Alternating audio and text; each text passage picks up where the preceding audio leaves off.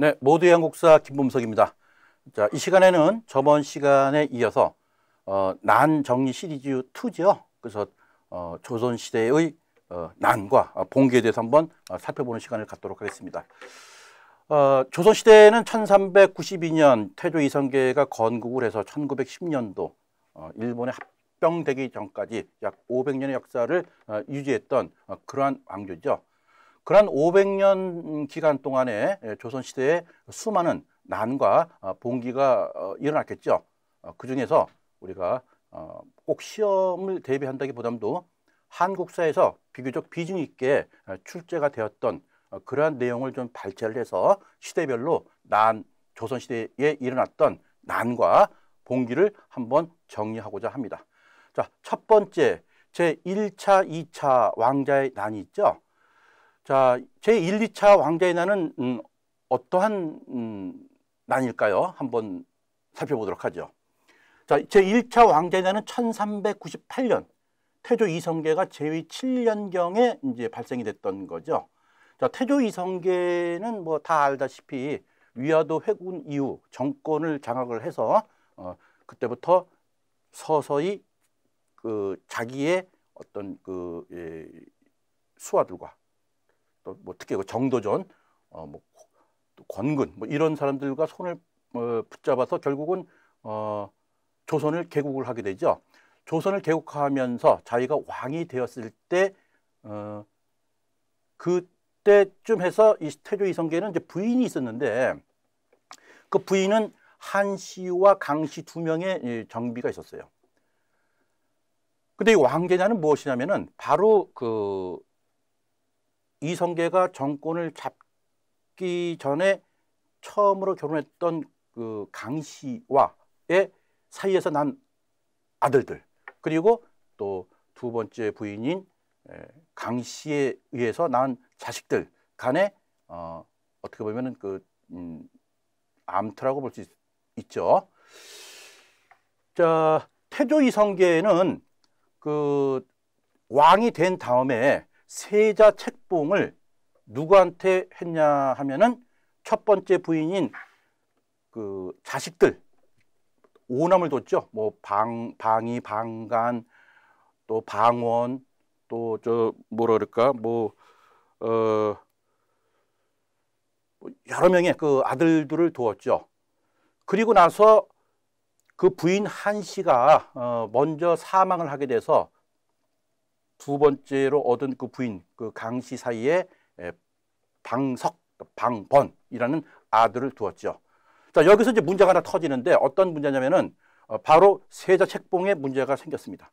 다시 이야기해서 조선을 개국할 때의 역할을 충분히 해주었던 한씨 소생의 자식들을 제쳐놓고 두 번째 부인인 강씨의 사이에서 난 아들, 방석 두 번째 아들이죠. 방석을 세자로 책봉할 때 여기에 반기를 든 이방원, 다섯 번째 아들이죠. 이 다섯 번째인 아들이 이방원이죠. 훗날 태종이 됩니다. 이방원이 결국은 자기와 뜻을 같이 하는 무리들과 함께 힘을 합쳐서 아버지의 최측근인 정도전을 죽이고 정권을 장악한 사건이 바로 제1차 왕자의 난입니다. 이때 당시에 정도전은 재상 중심의 정치를 부르짖으면서 그러면서 이제 태조 이성계와 함께 정치를 이어나가죠. 그러면서 세자 책봉, 그 다음에 또 그동안 가지고 있었던 사병들, 각 개인들이 가지고 있던 사병들을 갖다가 혁파를 하고 그 다음에 또 요동 정벌까지 또 계획하는 등 이방원과는 전혀 다른 방향으로 가고 있었습니다. 이런 와중에 정도전에 의해서 주도하에 강씨 소생의 자식인 방석을 세자로 책봉할 때 여기에 이것을 사전에 미리 막기 위해서 이방원이 자기의 어떤 휘하들과 함께 먼저 정도전을 죽음으로 몬 사건, 그것이 1차 왕자의 난이고요. 또 역대로 왕은 장자 계승의 원칙에 의해서 바로 1차 왕자의 난은 성공을 했지만은 바로 이방원이가 왕에 등극을 안 하고 자기의 형인 그 누구죠? 두 번째 아들 그 방의죠. 방이 방과죠. 방과를 왕으로 추대하게 되죠. 그 방과가 이제 제 2대 임금인 정종이죠. 첫 번째 그 아들 방우는 이제 먼저 죽었기 때문에 두 번째 아들, 그러니까 형을 갖다가 왕으로 추대를 하게 됩니다. 자, 이렇게 하면서 정종이 이제 약 2년간 왕을 이제 제의를 하게 되죠. 자, 그러면서 같이 왕자의 난 때 합세를 했던 바로 위의 형이 이제 방간이죠. 방간도 어떤 그 왕에 대한 욕심이 있었던 모양이에요. 그래서 자기가 왕이 되겠다라는 그런 마음을 가지고 있을 때 제1차 왕자의 난 때 도움을 줬던 그 박포라는 사람이 있었어요. 또 옆에서 또 아유 이방원보다는 우리 뭐라 그럴까요? 방간 당신이 왕이 더 적합하다라고 이제 주위에서 꼬드기니까는 거기에 이제 편성을 해서 방간과 뭐라 그럴까요? 방간과 방원 형제끼리 또 한 번 접전을 치르죠. 그것이 제2차 왕자의 난이죠. 그렇게 해서 제2차의 왕자의 난은 제1차의 왕자의 난보다는 상당히 싱겁게 끝났죠. 방원의 일방적인 승리로 끝났습니다. 이렇게 하면서 이제 완전히 대세를 잡은 다음에 정종은 어차피 그 왕에 대한 미련 같은 것은 없어 보였어요. 그래서 2년 동안 제의하면서 이방원의 오른팔격인 하륜이 제청을 하고 그것을 또 다시 태조 이성계한테 또 주청을 해서 결국은 왕권을 갖다가 승계받죠. 바로 그 사람이 조선 제3대 왕인 태종이었습니다. 이것이 바로 제1차, 2차 왕자의 난이죠. 자, 이렇게 태종은 왕권을 결국은 이제 이거 뭐라 그래? 찬탈이라는 이런 표현은 사실은 세조, 계유정난으로 넘어갈 때 그런 찬탈이라는 용어를 많이 쓰죠. 자, 어찌됐든 간에 제1차 왕자의 난으로 결국은 태종이 제3대 왕으로 등극을 했다. 이렇게 알고 계시면 되고요. 자, 이제 계유정난 한번 살펴보도록 하겠습니다. 자, 계유정난은 태종의 셋째 아들 세종대왕, 조선시대 최고 성군이죠. 자, 세종대왕의 둘째 아들인 수양대군이 정권을 탈취한 그런 사건이 계유정난입니다.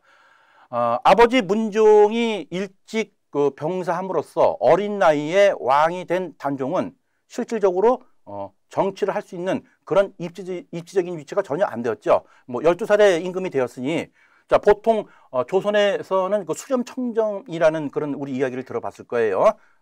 세자가 왕이 되었을 때 나이가 어리면은 일정 기간 어머니나 또는 자의대비라 그러죠. 이런 대비가 수렴청정을 하는 그런 것이 있었는데 이때 당시에는 이 단종에게는 어머니와 할머니가 다 없어요.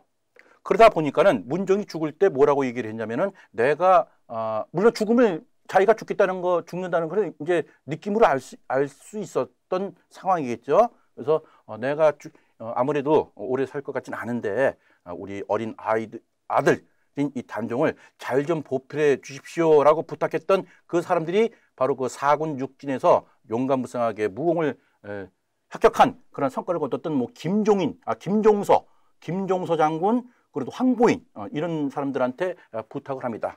그래서 단종이 즉위했을 때 정치적 실권을 가진 사람들이 김종서였죠. 김종서, 황보인. 자, 이런 김종서, 황보인에 의해서 정치를 갖다가 이어갔을 때 세종의 둘째 아들, 즉 단종의 작은아버지 뻘이 되는 거죠. 삼촌, 숙부가 되는 거죠. 이 수양대군이 나름대로 세력을 규합을 해서 정권을 탈취한 사건이 바로 뭐다? 계유정난이다. 거기에 1차 제거의 목적은 바로 김종서를 제거시키고 황보인을 살해하고 그러면서 자기의 측근인 권람, 한명회 등을 어우러져서 살생부를 갖다가 만든 거죠. 그 살생부에 당연히 첫 번째는 김종서 장군이겠죠. 김종서 좌의정 이때 당시에. 그래서 김종서를 철퇴로 가해서 처음에 철퇴를 맞았는데 죽진 않고 그 다음날 다시 또 칼로 목을 베서 죽음에 이르게 한 사건이 이제 이 계유정난의 시발점이죠. 그리고 살생부를 갖다가 만들어서 어떤 그 수양대군 쪽 편은 살려두고 그리고 나머지는 다 죽음으로 몰게 해서 모든 정권을 갖다가 장악한 사건, 그것이 바로 계유정난입니다. 자, 이런 계유정난 사건이 있던 그 해에 아무래도 이 세조의 그 정적들을 완벽하게 제거하기 위해서는 저쪽 변방에 있던 함길도 병마절도사라 그러나요? 이징옥 장군이 있었어요. 그래서 여기까지도 좀 없애야지만이 후환이 없다라고 해서 이런 그 조정의 중신들이 이징옥까지 다 제거를 하려고 그랬죠. 그래서 이 함경도에 있던 이징옥을 갖다가 소환을 시키죠. 그래서 소환을 시키는 와중에 이징옥이 장군이 이제 올라오면서 지금 조정에 변란이 일어났는데 수양대군이 김종서 장군을 살해시키고 황보현을 죽이고 이제 나까지 제거한다는 사실을 뒤늦게 알아서 다시 그 자기의 부임지로 와서 후임자 박후문이죠. 후임자를 죽이고 이때 다시 이제 그 어떤 반란을 일으키는 거죠. 자, 이 이징옥의 난은 같은 해에 발생이 됐는데 그 이징옥 같은 경우에는 사군 육진에서 어떤 김종서 장군과 그 협력을 해서 상당히 무공을 이뤘던 그런 아주 용감무쌍한 장군이거든요. 그러다 보니까 여진족 사이에서 상당히 그 두려운 그런 존재였죠. 이런 이 이징옥 장군은 여기서 반란을 일으키면서 여차하면은 여진족과 합세를 해서 이 정부군과 대항을 하려고 했습니다. 하지만 안타깝게도 안타까울 건 없죠. 이것이 바로 실패가 됐죠. 크게 반란을 일으키려고 했지만은 그냥 바로 이 측근들에 의해서 살해가 돼서 이징옥의 난은 자칫 크게 확산될 뻔하다가 바로 그냥 평정이 됐다는 점. 이것이 계유정난과 이징옥난이 같은 시기에 이제 벌어졌다. 이러면서 이제 세조는 더욱 더 공고히 자기의 정권을 갖다가 다 이제 기반을 잡은 거죠. 그 이후 순리대로 해서 단종은 유배 보내고 또 죽음으로 몰고 그리고 내중엔 노산군으로 강등시키고 본인은 다시 이제 조선의 왕으로 등극하게 됩니다. 자, 이렇게 해서 조선 초기에는 그야말로 그 친인척을 죽음으로 모는 그런 사건을 일으키면서 정권을 타치한 왕이 그 대표적인 왕이 바로 태종 그리고 또 세조였죠. 이 두 사람은 이 두 임금은 정치도 어떤 권력을 갖다가 자기가 직접 다스리기 위해서 의정부 서사제와 육조 직계제라는 그런 조선의 정치 제도가 있는데 바로 육조 직계제를 택함으로써 의정부에 있던 삼정승의 권한을 갖다가 약화시키고 그리고 직보하는 그런 그 시스템을 만든 그런 두 임금으로 유명합니다. 자, 그래서 그 세종대왕 때 의정부 서사제를 실시했던 것이 다시 세조 때 육조 직계제로 바뀌면서 이제 또 다시 또 이제 세조 이후에는 정상적으로 또 의정부 서사제가 또 도입이 돼 가지고 그 조선 말까지 계속 이제 이어져 나오죠. 자, 그래서 계유정난과 이징옥의 난은 이제 같은 해에 벌어졌다는 것 그렇게 알고요. 그래서 결국은 세조의 그 모든 목표가 이루어지는 완성 시점이었다 이렇게 보시면 되겠습니다. 자, 세조가 이제 나름대로는 자기가 좀 피를 뿌려가면서 정권을 잡았지만은 정치는 나름대로 좀 잘 하려고 했던 것 같아요. 자, 그런 와중에 세조 제위 13년경이죠.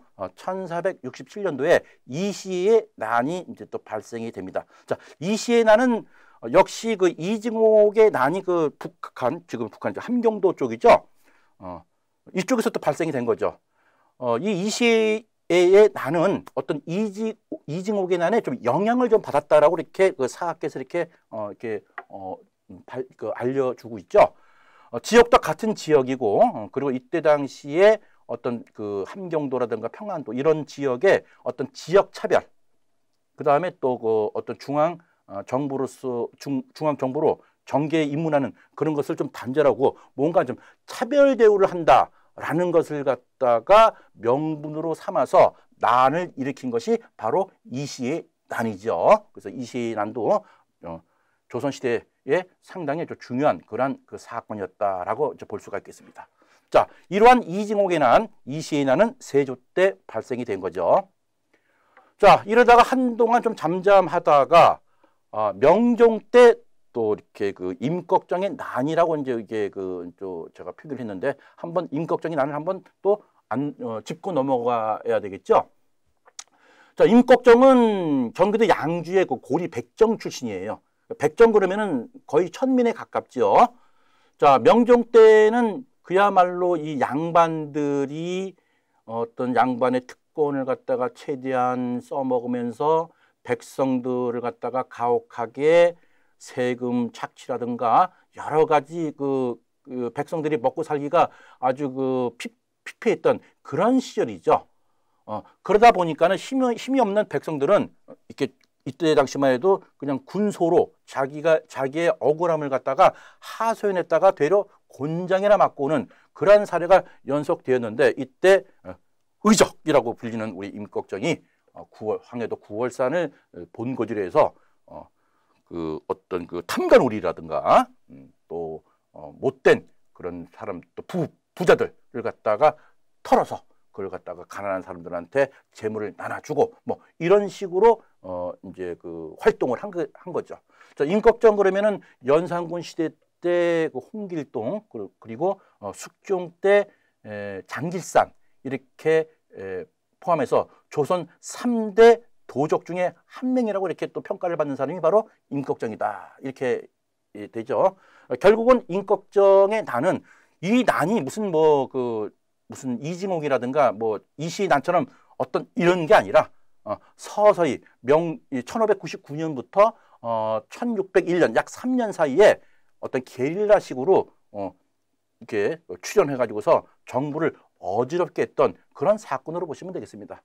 자, 이러한 이 백정이 이러한 그 어지러움을 피웠다라는 것은 이 시대 때 얼마나 이 정부가 백성들의 고열을 짜냈고 수탈이 심했다라는 것을 반증하는 그러한 역사적인 사실이기 때문에 임꺽정의 난을 갖다가 좀 우리가 좀 그래도 좀 관심을 가져주는 것이 좋을 듯합니다. 자, 이러면서 다시 또 시대를 넘어가도록 하겠습니다. 자, 이괄의 난이 있죠. 자, 이괄의 난. 자, 이괄은 어떤 사람이에요? 이때는 1624년 인조 2년이네요. 자, 인조라는 사람이 누굽니까? 바로 이 앞전에 있었던 왕 광해군이 어떤 그 정치를 함에 있어서 광해군에 대항했던 서인들과 남인들의 합동을 해서 만들어진 임금이 바로 그 인조지요.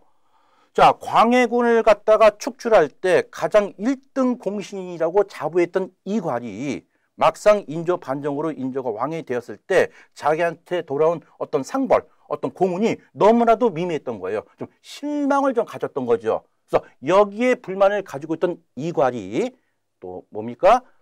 어떤 역모를 꾀한다는 그러한 또 조종의 어떤 그 모함에 또 휩싸여 가지고서 여기에 반기를 들어서 난을 일으켰죠. 이것이 바로 이괄의 난입니다. 한때는 이 수도 한양까지 점령을 해서 인조가 뭐 수원, 공주 쪽으로 피난까지 가게 했던 그런 사건이 바로 이괄의 난이죠. 짧은 기간 6일 만에 평정은 됐습니다. 자, 이괄의 난 이렇게 해서 정리를 해드리고요. 자, 그 다음에 이인자의 난으로 한번 가보도록 하겠습니다. 자, 이인자. 자, 이인자는 1728년 영조 4년이네요. 자, 영조는 또 누굽니까? 자, 영조의 바로 앞전 임금이 경종이란 말입니다. 경종은 장기민의 아들이에요. 자, 이때는 이 노론과 소론, 즉 서인에서 분파된 노론과 소론들의 어떤 서로의 당쟁이 심했던 그런 시기였죠.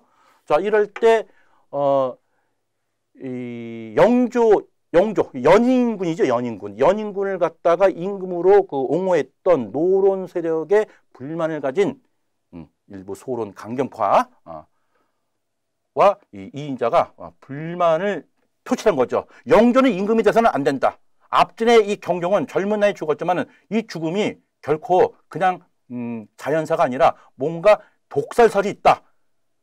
그래서 우리는 영조를 갖다 임금으로 인정 안 하겠다라는 그런 명분을 갖고서 난을 일으킨 것이 바로 이인자의 난이죠. 이때가 1728년, 이때가 가불병정 무기경신할 때 무신년이 돼서 이걸 다른 말로 무신난이라고도 합니다. 자, 영조는 이 이인자의 난을 갖다가 평정을 했지만은 그렇게 큰 보복은 안 했어요. 왜냐하면 영조 자체가 탕평책을 추구하는 그러한 정책을 폈기 때문에 어떤 보복성으로 더 이상 가해는 안 했다는 점. 자, 이것이 바로 이인자의 난입니다. 자, 그래서 영조와 또 정조를 쭉 지나가면서 어느 정도 이 조선 시대는 나름대로 내치와 또 문화, 경제 쪽으로 많은 진보가 있었죠. 그러면서 개혁군주인 정조의 사후에 정조가 우리가 다 알다시피 대표적인 개혁군주 아니겠습니까? 근데 이 정조가 뭔가 일을 좀 할 만하니까 또 일찍 죽어요. 50을 못 넘겼죠. 하다 보니까는 어린 또 아들 순조가 또 왕위를 이어받았는데 너무나도 이제 왕권이 또 미미하게 되는 거죠. 수렴청정을 당하고 이때 나타난 것이 바로 세도 정치죠. 그래서 뭐 안동김 씨라든가 풍양조 씨라든가 이런 성씨들을 가진 집단이 우리 조선 말기를 아주 망국의 길로 또 이렇게 또 접어드는 그러한 시기 세도 정치 기간이었습니다. 그런 와중에 이 홍경래의 난이 발생이 된 거죠. 자, 홍경래의 난은 1811년 순조 11년 제2시절 때 발생이 된 거죠. 자, 홍경래의 난도 어떻게 보면 지역적으로는 평안도 지역에서 발생이 된 거죠. 그래서 평안도에서 홍경래를 비롯한 이 평안도 주민, 뭐 광산에서 일하는 사람들, 또 전직 조그만 좀 낮은 자리에 있었던 관직에서 이렇게 은퇴한 사람들, 또 장사하는 사람들, 또 부자들 이런 사람들을 갖다 다 이렇게 취합을 해서 난을 일으킨 것이 홍경래의 난입니다. 이 역시 명분도 평안도 지역, 즉 이북 지역이죠. 우리 지금 얘기하는 항시 이징옥의 난, 또 이시의 난처럼 어떤 지역적 차별성을 갖다가 부각시킨 거죠. 그러니까 역대 대대로 중앙정부에 평안도 사람을 갖다가 정부 요직으로 발탁을 안 했던 모양이에요. 그리고 또 지역적 차별도 있고, 그리고 원래 이쪽은 자고로 저쪽 국경선에 국경선하고 맞닿아 있기 때문에 군사적으로 매우 또 좀 중요한 그런 데죠. 그래서 보통 이쪽 지역은 현지인들을 갖다가 중용을 해서 행정제도를 갖다가 펼치곤 했는데 조선시대에서는 뭐라 그럴까요? 중앙정부에서 이 인원을 갖다가 발탁을 해서 그쪽 현지로 부임을 해서 이제 그쪽을 관할로 다스리게 하는데 가뜩이나 지역 차별도 심한데 또 외지에서 온 관리가 더더욱또 백성들한테 수탈도 좀 심하게 했고 여러 가지 그런 불만이 있었죠.